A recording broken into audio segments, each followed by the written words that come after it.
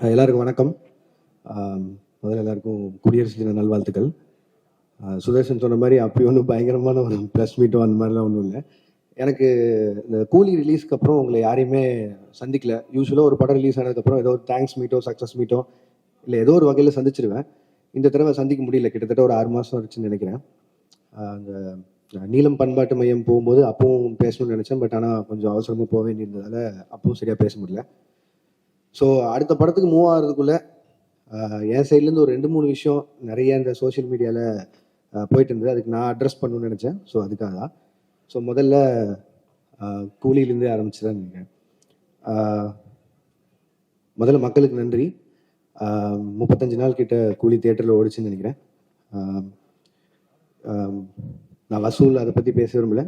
ஒரு லாபகரமான படம்னு சன் பிக்சர்ஸ் சொன்னாங்க. அண்ட் 1000 விமர்சனங்களை தாண்டி அந்த படம் 35 நாள் ஓடினதுக்கும் இல்லை இவ்வளோ தூரம் வசூல் பண்ணதுக்கும் மக்களுக்கு மிகப்பெரிய நன்றி. அண்ட் பத்திரிகையாளர்களுக்கு நன்றி. அண்ட் யூடியூபர்ஸ் எந்தெந்த வகையில் அந்த படத்தை பற்றி பேசினாங்களோ, மீம் கிரியேட்டர்ஸ், ரிவ்யூவர்ஸ், கிரிட்டிக்ஸ் எல்லாருக்குமே ஒரு மிகப்பெரிய நன்றி. அதில் வந்த கிரிட்டிக்ஸ் வந்து நிறைய விஷயங்கள் என்னை யோசிக்க வச்சுருக்கு. எப்படின்னா, ஸோ இதுதான் எங்கிட்ட இருந்து எதிர்பார்க்குறாங்க, இந்த மாதிரி கதை சொல்கிறது தான் எதிர்பார்க்குறாங்கிறது வரைக்கும் நிறைய விஷயம் நானும் அதில் லேர்னிங்காக எடுத்திருக்கேன். அண்ட் அதை என்னோட அடுத்தடுத்த படங்களில் அவ்வளோ தூரம் விமர்சனங்கள் இல்லாத படங்களை தர முயற்சி செய்வேன். நன்றி. அண்ட் அதுக்கடுத்து ரஜினி சார், கமல் சார் படம், அதை பற்றியும் நிறைய விமர்சனங்கள் போயிட்டு இருந்தது. என்ன எது கிளாரிட்டி இல்லாமல் அதை பற்றியும் என் சைட்லேருந்து ஒரு கிளாரிட்டி கொடுத்துணும்னு ஆசைப்பட்டேன். கூலி ரிலீஸ் ஆகிற டைமில் 2 பேருமே மீட் பண்ணேன். அண்ட் 2 பேருமே இந்த மாதிரி ஒரு படம் பண்ணலான்னு சொன்னாங்க. எனக்கு அது மிகப்பெரிய ஆப்பர்ச்சுனிட்டி. கிட்டத்தட்ட 46 வருஷம் கழிச்சு 2 பேரும் ஒன்று சேர்றாங்க அப்படின்னா, அவங்க வந்து என்னை டைரக்ட் பண்ண சொல்லி கேட்டதே எனக்கு பெரிய விஷயமா இருந்தது. ஆனால் எனக்கு அப்போ கைதி 2 இருந்தது. கைதி 2 தான் என்னோட இமீடியட் நெக்ஸ்ட் ஃபிலிமாக இருந்தது.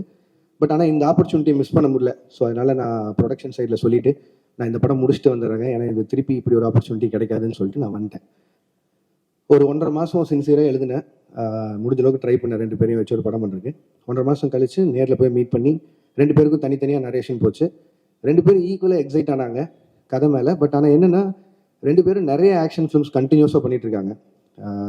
ஜெயிலர் 2 வரைக்கும் ரஜினி சார் ஆகட்டும், இப்போது கமல் சாரோட அடுத்து அன்பரி மாஸ்டர் டைரக்ஷனில் வர படமாகட்டும். ஸோ எல்லாமே ஹெவி ஆக்ஷனாக இருக்குது. திரும்பவும் கேப் இல்லாமல் இன்னொரு ஆக்ஷன் போகணுமாங்கிறது தான் அவங்களுக்குள்ள ஒரு கேள்வியாக இருந்து. அண்ட் 2 பேரும் ஒரு லைட் ஹார்ட்டட் ஃபிலிமாக எதிர்பார்த்துட்டு இருக்காங்கிறது தான் எனக்கு அது மூலிமா தெரிஞ்சு 2 பேரும் சொன்னாங்க. பட் லைட் ஹார்ட்டட் ஃபிலிம் எனக்கு பண்ண வராது. அண்ட் அதை நான் ஜெனுனாக சொல்லிட்டு வெளில வந்துட்டேன். பட் ஆனால் நான் இப்போது சொல்லிட்டு போனதுக்கப்புறம் எப்போ திருப்பி வருவேன்